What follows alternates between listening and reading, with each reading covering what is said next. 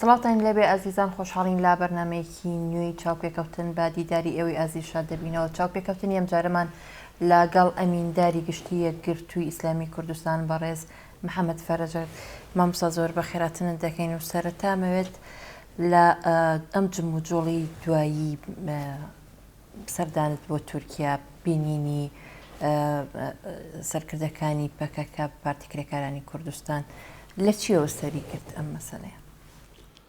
بەنای خۆی بەخشندەی میهرەبان بێگومان ئەزانن کە ئێمە لە ڕاگەیاندنی یەکگرتووی ئیسلامی کوردستانەوە لە ساڵی 1994 خۆمان ڕاگەیانوەکو حیزبێکی مەدەنی میانەڕەوی ئیسلاحخواز بە مەرجەعیەتێکی ئیسلامی.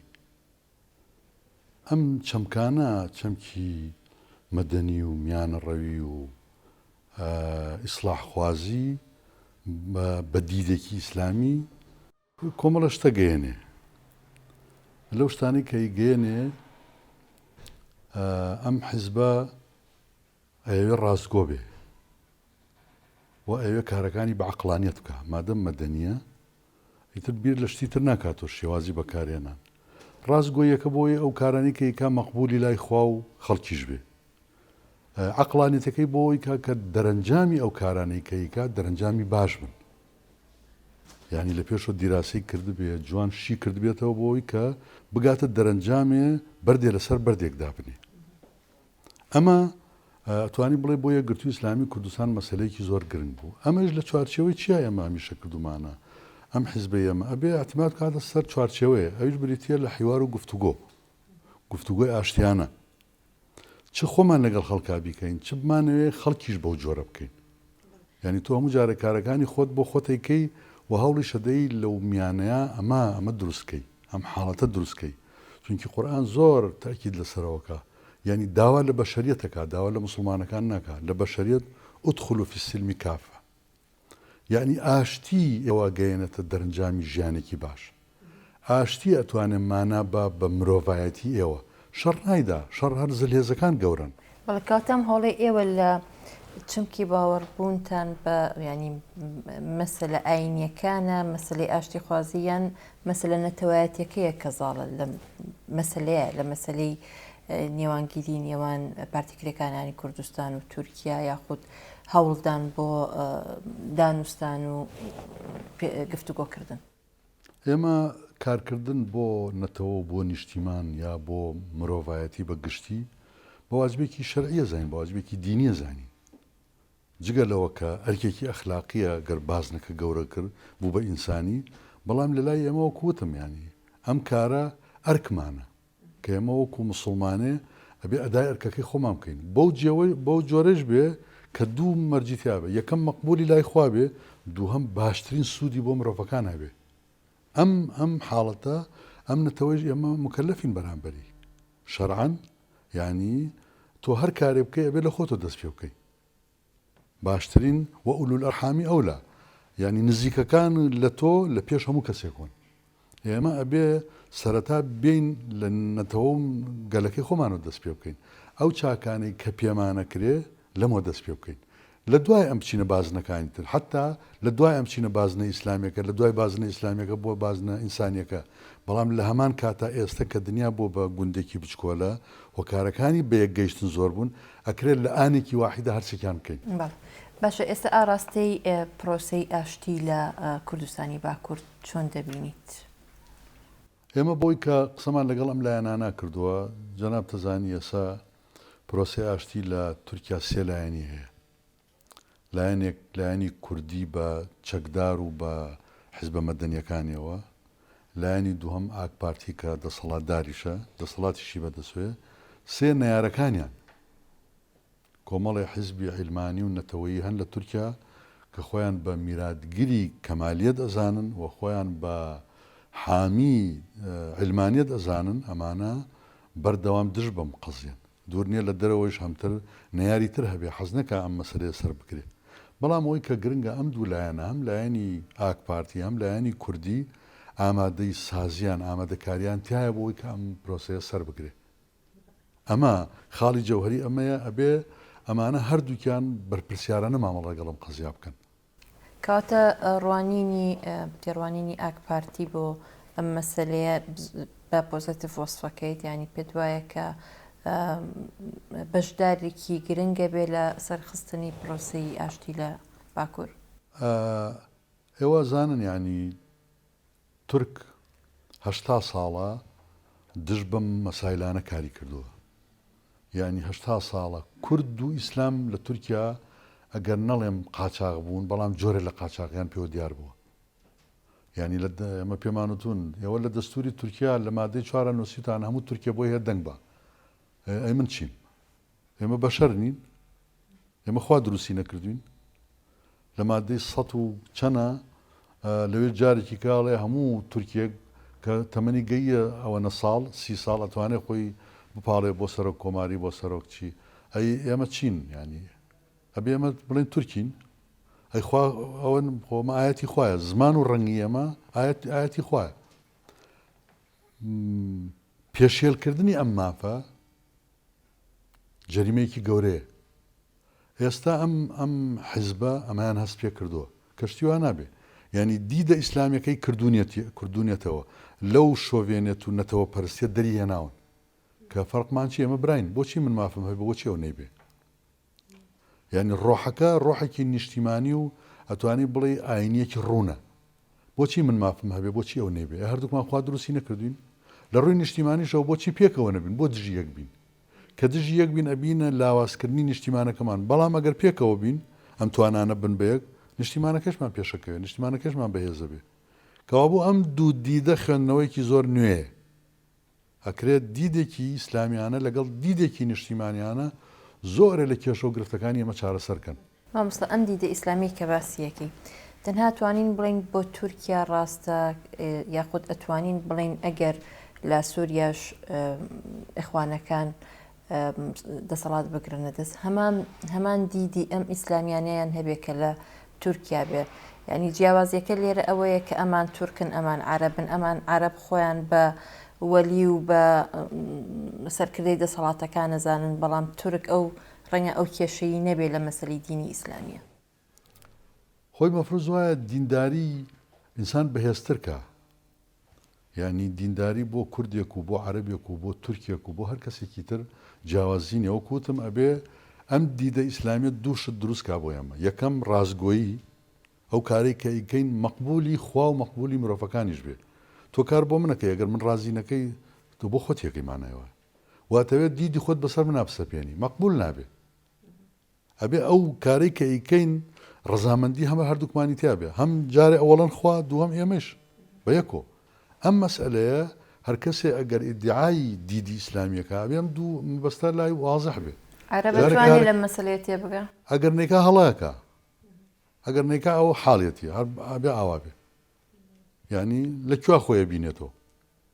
ئەم دنیاە ئەگەر فریای خۆت نەکەوی دواکەوی، کە دواکەوتی ئیتر ناتوانانی لە فارغۆنێکی ترا سواربی، ئەبێت لە دوای دوا بێ فارغۆن ڕاکەی، چونکی هەر فارغۆنی خەڵکی خۆی تایە، کەس نایڵە تۆ لەگەڵی سواربی. ئێمە قسەمان لێرە لەمایە ئەڵێن ئێستا ئێمە مەسەن بۆ نمونە ئێمەی کورد ئەم وەزعی کە ئێستا هەیە لە کوردستانە لە مێژووی کوردان نەبووە. مەسەن ئەڵێن دەوڵەتی مات پێشزاین بە چەند ساڵ خەڵکی تریشی تیا بووە، ئازەری تیا بووە، کێی تیا بووە، کێی تیا بووە. بەڵام ئەوەی کە ئێمە بینیمانە ئەوە جمهوریەتی مەهاباد، ئەوە مەلیک مەحموود، ئەوە نەمانتوان ینی شتێکمان دەست نەکەوت وە بەم هێزەیش نەبوو، هەمووی مەحدود بوو، لە شارێکا بوو. مەهاباد لە شارێکا بوو، سلێمانی لە شارێک، مەلیک مەحموود لە سلێمانیا بوو. بەڵام ئەمە ئێستا کیانێکی گەورەیە، ئەبێ ئەم کیانە دەوری هەبێ بۆ ئایندە، بۆ ئایندەی ئەم میلەتە بێ دەوری هەبێ.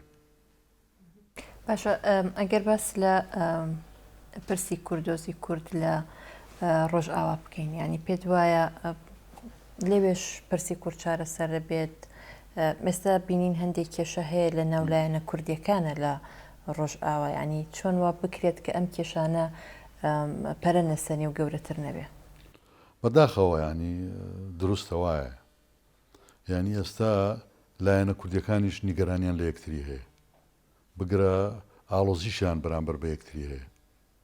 ئەوەنەی ئێمە توانی بێتمان و ئەوەنەش لەگەڵ ئەم لایەنانی ترا قسەمان کردبێ ئێمە لەگەڵ لایەنە کوردیەکان کۆبوونەوەمان کردووە زۆر بەیان نەک هەمویان دووهەم هەوڵمان داوە لەگەڵ لایەنە ئیسلامیەکانیش کۆیان کەینەوە ئەوانەی کە ئایندەی سووریان بەدەسە بێ و پەیامەکەمان بۆ لایەنە کوردیەکان لە چەند خاڵێکا بوو یەکەم خۆ دوور بگرن لە شەڕی براکوژی چونکی ئێوە نموزەجێکی دیموکراسیتان پێشتر نەبووە و نیشان هێڵاوەکو کورد بژین ئێمە خۆی هێڵایەنەوەکو کوردیش بژین و ژیا بوویشین و کەجی شەر ناخۆشمان کرد ئێوە ئەو هەڵی ئێمە دووبارە مەکەنەوە ئەبێ بە هەموو جۆرە خۆتان دوور بگرنەوە دوو هەوڵ نان پیاگژان لەگەڵ جێشی حوڕا بکەن ئەبێ هەوڵ بن ببن بە بەشێلەوە سێهەم ئەبێ هەوڵ بن لە چوارچەوەی دەستورە مافەکانتان دابین بکەن بنووسن هەر لێسەوە لە ناو ئێتلافی نیشتیمانیا کار بۆ بکەن کە ئەبێ دەستوری تورکیا سووریا ئامادە بکرێ لەو دەستورا ئەبێ واضح بێ سووریا وڵاتی پێکاتەکانە عەرەب و کورد و هەر کەسی تر هەیە لە ڕووی نەتەوەیەوە لە ڕووی ئاینیەوە لە ڕووی مەزهەبیەوە کە وەختی ئەچینە قۆناغی دیموکراسی ئەبێ هەموو شتەکان دیار بێ ئەبێ هەموو پێکاتەکان دەوریان هەبێ مافیان هەبێ و دەسەڵاتیان هەبێ و هەروەها هەوڵ بن خۆتان دوور بگرن لە کاریگەری دەرەکی لەگەڵ هەمویان ئەمانەمان زۆر ئەو مەسلەی کاریگەری دەرەکی پێدوان نییە کە ئێران یاخود تورکیا بە شێوەیەک لە شێوەکان کاریگەریەکیان هەبێت لەسەر ئەم وەزع و بارودۆخی کە ئێستا خەریکە ڕوبەڕووی کوردانی ڕۆژاوا بێتەوە ئەوە یعنی تەبیعەتی دەوڵەتی دیکتاتۆریە دوایە کە وەختێ دیکتاتۆریەکە زەعیفە بێ وڵاتەکە وەکو چی لێ وەکو لەشێکی لێ پێستەکەی سوتا بێ ئیتر کە لەش ئەمە مانعی هاتنە ناوە و چوونە دەرەوەی گیاندار و میکرۆب ئەم پێستەیە کە ئەم پێستە نەمایتر ئاسانە ڕۆشن و هاتن ئەم وڵاتانە چە عێراق چە سووریا ئەم وڵاتانی سەوای لێ هاتووە ینی کاریگەری زۆرە بەڵام ئەبێ ئەوانەی کە نیشتیمانیان خۆشەوێ ئەوانەی کە ئەیانەوێ سەربازی نیشتیمان بن ئەوانەی کە ئەیانەوێ بەرپرسیار بن لە مافی گەلەکەیان ئەبێ خۆیان دوور بگرنەوە چونکی دڵنیا بە کەوتنە ژێر کاریگەری هەر لایەنێک سوودی بۆ تۆ نابێ سوودی بۆ لایەنەکە بێ بۆ تۆ نابێ لەبەرەوە ئەبێ ئێمە فەزلی بەرژەوەندی گەلەکەی خۆمان بین بەسەر هەر بەرژەوەندێکی ترا کە ڕوومانتیەکە ینی ئێستا ئەم جموجۆڵێک وەکو پێشتریش باسم کرد جموجۆڵێکمان بینی لە یەکگرتووی ئیسلامە بە سەرکردایەتی ئێوە یعنی لە نێوان پەکەکە و حکوومەتی تورکیا پەکەکەی ینی سەرەتا ئەم جموجۆڵە چۆن ئەبینێت دواتر ئەمەوێ بپرسم یعنی بۆچی ئێستاوە هەموو لایەنەکان خەریکە مەسەلە نەتەوەیەکانن ینی پێتان وایە کورد ئێستا زیاتر پێویستی بەوەیە کە هەموو لایەنەکان هەوڵی چارەسەرکردنی کێشەکانی باکوور بە سەرەتا ئێمە ینی نەک لەگەڵ پەکەکە لەگەڵ هەرێمی کوردستانیش زۆر هەوڵماندا سەرەتاوە کە پەیوەندیەکی ئاسایی دروست بکرێ چونکی ئەمە ناکرێ ینی هەموو دەرگاکان لە خۆمان داخین ئەوەنی توانی بێتمان لەو مەجاالە لە دەمێکە کار لەگەڵ لەسەر ئەماکەین بە تایبەتی دوای کۆنگرەی شەش کە یەکەم استراتیژەتی ئەم حیزبەی ئەمە دوای کۆنگرە بریتە لەم پرسەنەتەوەیە ئێستا زمینە ئەوەیە یعنی لە 2015 لە ناوەڕاستی 2015 100 ساڵ تێپەڕێ بەسەر سایکس بیکووە کە ئەم نەتەوەی ئەمە مەحروم کراوە ئێستا نەتەوەی گەلی وا هەیە عفو دەوڵەتی وا هەیە ژمارەکەی لە 50,000 تێر ناپەڕێت دەوڵەتە ئەمە بە هەر کەمترین تەقدیر سێری بکەی 30 میلیۆن نابێت بە شەریعەت ئەمە قبوڵکە یعنی ئەمە عارێکە بۆ نەتەوە یەکگرتوەکان ئێمە بە نوێنەری نەتەوە یەکگرتوەکان کاتە لامان وتمان ناوەکەی بگۆڕن بیکەن بە حکووماتی نەتەوە یەکگرتو نییە حکووماتی یەکگرتووە ئەگەر نەتەوەی یەکگرتو بێ ئەمە عارە بۆ نەتەوە یەکگرتوەکان میلەت نەتەوەیەک 30 میلیۆن کەس زیاترە تا ئێستا بێخودان سەروەریە وەڵامتان چیە بۆ بەشەریەت وەڵامتان چیە بۆ جیلەکانی ئایندە بۆ نەوەکانی ئایندە باشە مامۆستایانی ئەمەوێت دوا پرسیار لەسەر ئەم تەوەرە بۆی بچمە سەر تەوەرێکی تر هاتنی پارتی کرێکارانی کوردستان بۆ هەرێمی کوردستان بە هەموو چەکەکانیانەوە کشانەوەیان بۆ هەرێمی کوردستان کاریگەری سەلبی نابێت لەسەر پرۆسەی ئاشتی لە ناوچەکە بە شێوەیەکی دیکە ئێمە لایەنە کوردستانیەکان هەموو پشتگیری ئەو پرۆسی ئاشتیەکەین. ئەو پرۆسی ئاشتیە بێ خزمەت بە دۆزی کورد بکات لە تورکیا. خزمەتەکە ئەبێ لە چەند ڕوویەکەوەنی کە ئێمە لەگەڵ ئەو لایەنانە قسەمان کردووە، یا ئەبێ دەستور دیار بێ. ئەم تعدیلی ئەم دەستورە بکرێ، ینی کورد تورک نییە. کورد کوردە، تورکیش تورکە. ئەبێ ئەمە دیار بێ. بەڵام من مەبەستمەوە بۆ بوونی بڵێ ئەو هەموو چەکە لە هەرێمی کوردستان و هێنا. هەرێمی کوردستان ینی پڕێمە بۆ ئەو لایەنەکە کە وەختی ئەمە چارەسەرە بێ، ئەمانش چارەسەرە بن، ینی ئەمانە شتی کاتین. یعنی ئەبێت دەوڵەتی تورکیا عفواتێک دەرکە، پارتی کرێکارانی کوردستان ئەندامەکانم بچنە نیشتیمانەکەی خۆیان کاری سیاسی بکەن، و کاری سیاسی وەکو بۆ خەڵکی کە ئازادە بێ بۆوانش ئازاد بێ. ینی گۆڕانکاری دروستە بێت لە خەباتە، نا ئەوە مەسەرەن بە جۆرێک خەڵک تێبگا کە ئەمە وەکو بڵێ بیکوژێنیتەوە. نیشتیمان پەروەری ناکوژێتەوە، خەبات ناکوژێتەوە، بۆی هەیە خامۆش ببێ، بەڵام دڵنیا بەقەت ناکوژێتەوە. لەبەرەوە ئەبێ کار لەسەر ئەمە بکرێ، ینی دەستور تعدیل بکرێ و عفوێکی عام دەرکرێ، دوای عفو عامەکە ڕێگە بدرێ کاری سیاسی بکرێ بە خەبات، گۆڕینی خەبات وەکو عەبدوڵڵا ئۆجەلان لە پەیامەکە دیاری کردووە، ئەبێ جۆری خەبات دەستکاری بکرێ، نا بوون و نەبوون. باشە، بینە سەر تەوەری کێشەکانی هەرێمی کوردستان لەگەڵ بەغداد، سەرەتا سەرچاوی ئەم کێشانی نێوان هەرێم و بەغداد چۆنە بینیت؟ وەڵی من لە بێ متمانە یای بینم. ینی ئەمانە کەسیان متمانیان بە یەکتر نییە، بەداخەوە ینی ڕۆحێکی نیشتیمان پەروەری بە دیناکەی، استراتیجەتێکی بە قووەت کە بڵێن هەمومان خۆشنود بین لەم نیشتیمانە گەورە، هەمومان بەهرەمەند بین لە دەسەڵات و لە داهات و لە وجود لەم نیشتیمانە، کە ئەمە نییە بازنەکان بچووکە بێتەوە، ئەبێتە بازنەی پێکهاتە، لە پێکهاتێش ئەبێتە حیزب، ئیتر ئاوای لێدێ. نەبوونی ئەو متمانەی کە باسیەکەیت لە چی و سەرچاوی گرتووە؟ مەسەلەوەی لایەنێک وعد و بەڵێنەکانی خۆی جێبەجێ نەکردو و لایەنێک مەتاڵیبی زۆرتر بۆ لایەنێک، ینی بۆچی ئەم بێ متمانەیە دروست ئەمانەیە کە پێم وتی ئەڵێم، ینی ئەگەر ئێمە لە دەوری شتە گەورەکە کۆ نەبووینەوە، ئەگەر لە دەوری شتە گەورەکە کۆ ببینەوە خلافمان نابێ. لەکوێ خلافمان بۆ دروستە بێ؟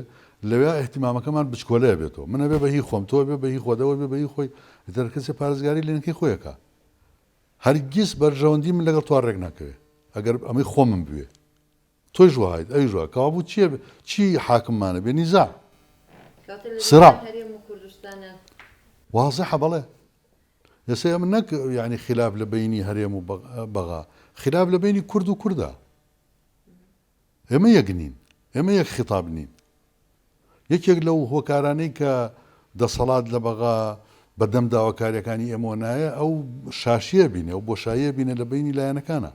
بەڵام بۆ خۆ لە کێشانەی دواییەدا، ینی هەموو لایەنە کوردیەکان بە یەک وتار گفتوگویان لەگەڵ بەغداکە. وڵای تر خۆ لەوانێ بە ڕووکاروا بێ، بەڵام ئەوە زانێ ناوەڕۆکەکەی چۆنە. باشە، لە هەر لە کێشەکانی هەرێم و بەغداد، ینی زۆر جار ئەمان بیست لە مالکی سەرۆک وەزیران باس لەوە دەکرد کە هەرێمی کوردستان کۆمەڵێک پێشێلکاری دەستوری ئەکات، لە هەرێمی کوردستانی شەبیستین کە بەغدا پێشێلکاری دەستوری ئەکات. یعنی ئەم پێشێلکارە دەستوریانە هەردوو لا وەکو یەک نەیان کردووە، یاخود وایە ینی لایەنێک کردوێتی و لایەنێک نەیکردووە. ئێمە بۆ چارەسەری ئەمە وەکو ئۆپۆزیسیۆن پێشنیارێکی باشمان پێشکەش کرد کە پێمان وا بوو ئەمە و ئێستاش پێمان وایە ئەمە ئەتوانێت چارەسەری ئەم کێشەیە بکە بە دروستکردنی هەیئەتێکی سربەخۆ. ئەم هەیئەتە لەلایەنە سیاسیەکان و خەڵکی پسپۆر پێک بێت، بەڵام متەفەرق بن، نە کەسانێ بێ لێەوە بە تەمام بن پۆستێکیان دەستکەوێ، نە کەسانێکیش بن ئەوانە بن کە لە بەغا یا پەرلەمانتارە یا وەزیرە، ئەوی شەکەی خۆی باش پێ ناکرێسە ئەمە بێ ئەمەش بخەیتە سەری وەکو ئەم پێشوان یەک جار ئەڕوای تر کەس نییە متابعی بکە. کێشەکە ئەمەیە، تۆ کەسێکە نێری نەکوڵاو لە ناو قەزیەکە، یا لەو کاتە ئاگای لێ نییە، یا لە مەزدەری قەراران نییە. ئەم هەیئەتە هەیئەتێکی متەفەرق لە کوردستانەوە تەنها ئیشی ئەوە بێ لەگەڵ ئەم لایەنانە کۆبێتەوە لەگەڵ خەڵکی ڕاوێژەکە ئەم کارانە جوانەکە ڕۆمانگە لە بەغادانیشێ بەرامبەری شتێکی تر دروستەکەوەکو ئەوە ئێمە سەلاحەتی بین ئەوی سەلاحەتی باتێ لە پەرلەمانیش دروست بکرێ بۆی قووەتی هەبێ دوو مانگجارە سێ مانگجارە بێ لە پەرلەمان و بۆ ڕای عامی کوردستان ئەو کارانەی کردوێتی بە شەفافانە بیڵێ ئەوەمان کردووە ئەوەنەی ماوە ئەوەی نەکرا ئێستا ئێمە وەفدێگە ڕوا دوای دوو مانگی تر وەفدێکی ترە ڕوا ئەم لە نوکۆ دەست پێکە ئەوە نییە وەرەقی ئەوی لە بەردەما بێ بڵێ ئەوە خاڵی سێهەم لە خاڵی چوارەم بنووسین نا ئەڵێ خاڵی یەکەم جا ئێمە هەموو جارێ هەر بڕۆین و بێن و بۆ خاڵی یەکەم اینجا خەڵک ئەوە بینی مەسەرەن شتە نووسێ سە دنیای شەفافە یعنی لە چوارچێوەی دیوارەکانە زانیاریەکان قەتیس نابن دێنە دەرەوە کە وەختی قسە کرێزان قسە لەسەر چیەکەی ئەولەویاتمان دیار نییە بە قەناعەتی ئەمە چارەسەری بەغا دوو شتێوێ یەکەم ئەو هەیەتە دروست بکەین هەیەتێکی سربەخۆی پێکهاتوو لە لایەنە سیاسەکان و لە خەڵکی پسپۆر ئەکادیمی لێزان و دەسەڵاتیشانە بێ مەشوەرە لەگەڵ خەڵکی ترا بکەن لە بوارە تایبەتەکانە مەرجی هەموو شتێ بزانن و بە جددی بچن بەدەم ئەمەوە دوو ئەبێ کورد ئیستراتیژێتی بۆ خۆی دیاریکە یەکەم ئەولەویات دانین بۆ کارەکانمان ئەولەویات لای خەڵک شتێکە لای دەسەڵات شتێکە لە لای ئێمە ئەولەویات بریتێ لە مادەی 140 ئەبێ لە یەکەم بێ جێبەجێکردنی مادەی 140 ئەمە ئەولەویەتی هەیە لای ئێمە لەوانەیە لای دەسەڵات شتێکی تر بێ ئەبێ ڕاپرسیە بکرێ ئەبێ ڕێی خەڵک وەرگیرێ بە قەناعەتی ئەمە ڕای خەڵک و جمهور و لایەنە سیاسیەکان یەکەم بریتێ لەمە بەڵام ئەوان موبەریان هەیە بۆ ئەوەی کە گرنگی بە مەسەلەی نەوت زیاترە دەن لە یعنیوانەڵێن 140شیان وەلانە ناوە گرنگی پێدەن بەڵام کە بووە بە ئەولەویەت بڵێ کە بووە بە ئەولەویەت ئێمە مشکلەی یەکەمان ئێستا چیتە تاپۆ گوندێک سنووری هەیە ماڵێک سنووری هەیە ئەو 200 متر مانایەوە سنوورەکەیەتی ماڵە سنووری هەیە ماڵ ئەجا کە وەختێ ماڵە سنووری هەیە تۆ هەرێمەکەت هەیە سنوورەکەی دیار نییە اینجا سبەینێ ئەتەوێ ئێستا کار بۆ نەتەوەکەی تۆ ئێستا لە 1939 خاکی هەرێمی کوردستان لە دەرەوەیە نزیکەی 2 ملیۆن و خەڵکی کوردستانی لە دەرەوەی هەرێمی کوردستان بەبێ ئەوانە داوای جیابوونەوەکەی کەوابوو تۆ سنوورن نییە بۆیە ئەڵێن مادەی 140 ئەبێ ئەمە چارەسەر بکرێت و پێی لەسەر داگرین ئەوانەی ترشتی یاساین هەر لە پەرلەمانە چارەسەرە بێ بەس ئەمە بڕیاری سیاسیە بێ یاسای نەوت و غاز لە پەرلەمانە بڵێن یاعاز بێن بە کوتلەکانمان بێن مناقەشەی بکەن سیاسی ناوێ بەڵام مادەی 140 ئەوێ ڕێکەوتنێکی سیاسی محکەمی شێوێ بەڵکەواتە هەتا ئێستا ئەو دانوستانانی کە لەگەڵ بەغدا بوو بە ڕای ئێوە استراتیژێتێکی دیاریکراوی نەبووە تا ئێستا بۆیە سەرکەوتنیشی بەدەست نێناوە نەگەیەمە هەموو دەسەڵاتیش خۆی زانێ کە ئەوە بەڵێ باشە ئەم ڕێکەوتنی دوایمین کە حەوت خاڵ بڕیارە ئەم حەوت خاڵە چارەسەر بکرێت ئەنی پێت وایە ئەم خاڵانە بناغەیەک بن بۆ ئەوەی جارێکی تر کێشەکانی هەرێم لەگەڵ بەغدا چارەسەر بکرێیان ئەمەش وەکو ڕێکەوتنەکانی تری لێ دێت ئەگەر وەک جەنابەت باست کرد ئەو ئالیەتە نەگیرێتە بەر بۆ چارەسەرکردن من وازانم بەبێ ئەو ئالێتە ئەمە ناکرێت بۆ چونکی ئێستا بپرسی لەم وەفدە کە چوون ئەمە ئیشی باشە ئەمە یعنی خاڵەکان دیاری بکرێت بەڵام ئایا سەقفی زەمەنی هەیە ئیشکالی ئەمە وەیە شت بەکراوەیە هێڵینەوە بەرامبەرەکە ملزەم نابێ ئیمساڵنا ساڵێکی تر 2 ساڵی تر 3 ساڵی تر ئەمە تاکەی چارەسەر بکەین خۆ ئێستا ئەگەر ئەڵێن وەڵامە لژنەی بۆچی بۆ دانین ئێمە مادەی 140 10 ساڵە خەریکین ئیتر تۆ تاکەی لژنەی بۆ چییە مەسەلەی پێشمەرگە بۆ چیەتی لەکوێیان نقطە خاڵە لاوازەکە بێنە دەستی ئەو لایەنێ کە پەیوەندی بەوە هەیە بەڵام بڕیارە سیاسەکەی ئەوێ ئێستا نە بڕیارە سیاسەکە هەیە نە سەقفێکی زەمەنیش هەیە بۆ جێبەجێکردنەکەی ئیتر بە مەفتوحی ئەمێنێتەوە ئەڵێ چی وەڵا خەریکین ئیتر خۆکرێت تا قیامەت هەر خەریک بین کەواتە ینی زۆر متەفائل گەشتبین نی بەرامبەر بەوەی کە ئەم حەوت خاڵە کێشەکان چارەسەر بکە هەر حەوخاڵت دەخاڵە بیسخاڵە یان نۆزدە خاڵەکەی هەرچەند هەیە ئەمانە گرنگ هەیە ئەم دوو شتەی تیاابێ یەکەم کە وەختێ دانیشین بڕیاری سیاسی بەرامبەر بەمە چییە؟ ئەبێ ئەلان کرێ ئایا تەرەفی مقابل ئامادەیە ئەمە بکە؟ دوو سەقفی زەمەنی بۆ جێبەجێکردنەکەکەیە ئەمە هاوڵاتی ئەمە دڵنیاکە بەڵێ ئێوەش لەگەڵ ئەوەن کە ئەم ڕێکەوتنە بچێتە پەرلەمانی کوردستان و لێرەش جارێکی تر گفتوگوی لەسەر بکرێت و بزانن خاڵە لاوازیەکانی چیە و بەهێزەکانی چییە؟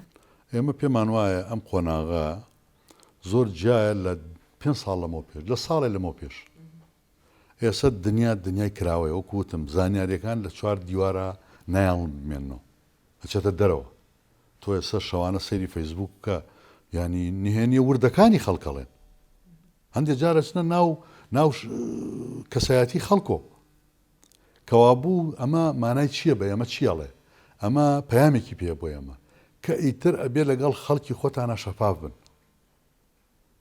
ئێمە ئەم میلەتە نابێن بڕێەوە هەی نابێن میلەتە بزانانی ئەمە چیەکەین ئەمە یعنی لە سیاست تا بازێشت دروست بۆ مەسەلاً مەرجنی هەموو نهێنیەکان بوترێ خۆی ئەمە عملی عسکەری ناکەین تا بڵین با دوژمن پێمان نەزانێ بەر لەوەی ئەمە بڕین ئەو بێت مامۆستا من وا تێگەشتم بە شێوەیەکی ناڕاستەوە خۆڕەخنە لەو کۆبوونەوە دوولایەنی کە ئاشکرا نەکراوە لە بەغدا لە نێوان هەردوو سەرۆک وەزیران دەگرێت لەناو حیزباوایە لەناو حیزباوایە لە ماڵەوە وایە باوکو دای قسەکە مناڵەکانە بێ بزانن چیڵێن ینی ناتوانانی تۆزای ڕوونتربی لەسەرەوە مەسەلێ ینی ئاشکرا لە وازم وازەحە قسەکەم دەچینە ناوبڕێک و دەگەڕینەوە ئازیزان ناوبڕێک و دەگەڕینەوە لاتە